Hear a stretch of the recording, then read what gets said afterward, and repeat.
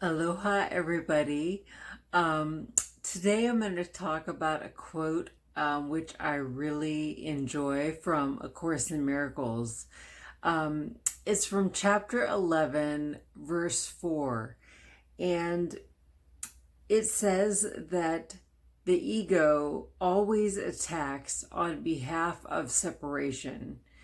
And so the ego we can look at in many different paths. They call it by a dark name, or it's your dark side.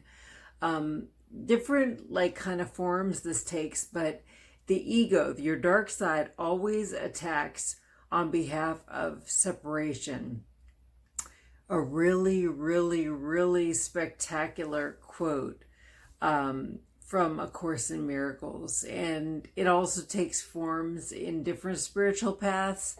And the ego is called different ways, but there's almost always, actually, no, there is always, if it's a true, authentic path, there is always a dark side to your personality or who you are within you. Why does it do this? Why does it fight on behalf of separation? Well, I'm going to tell you right now. Come closer. Come closer.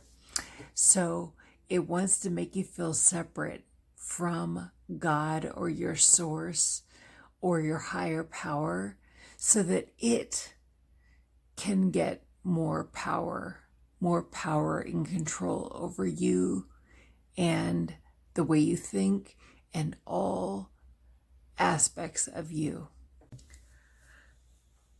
That was a pretty big secret, but anyway. When you feel separate, we as humans, when you feel separated from things that are important to you, people close to you, you need something. And the ego wants you to need it. The ego wants you to need its illusions, the illusions that it puts in your mind, all the negative beliefs that it puts in your mind.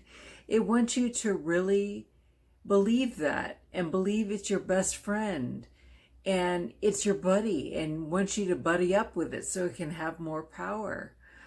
I seriously just, it's so insidious and such a negative force. This is what it really does to you. It also wants to make you question your source's existence.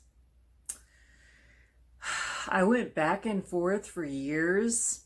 At some point, maybe I'll put a video on here about how crazy and pretty wild my path and my understanding was.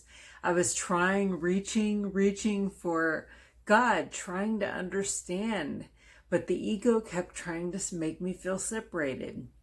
Like, God doesn't exist.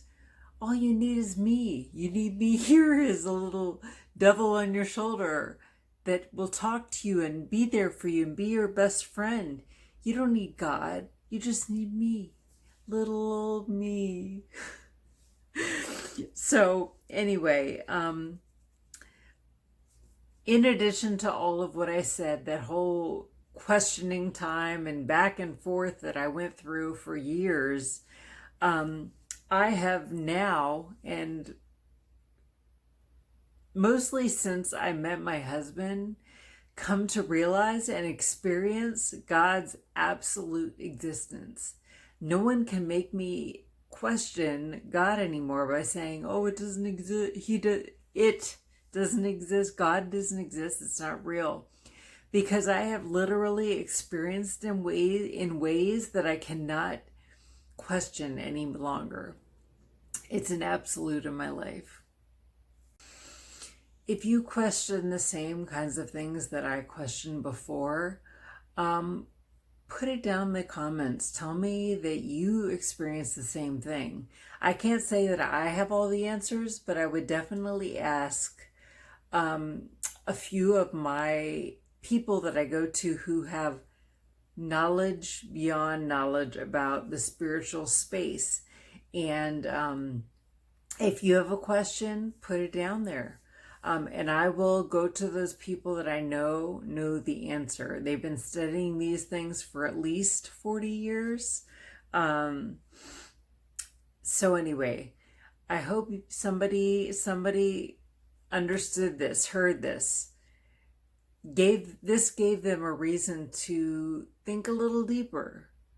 If you've questioned God's existence, maybe it makes you want to think again. So stay tuned for more videos to come. Like and subscribe this video if you find this content really interesting. So peace and love, and I will be talking to you guys soon. Bye-bye.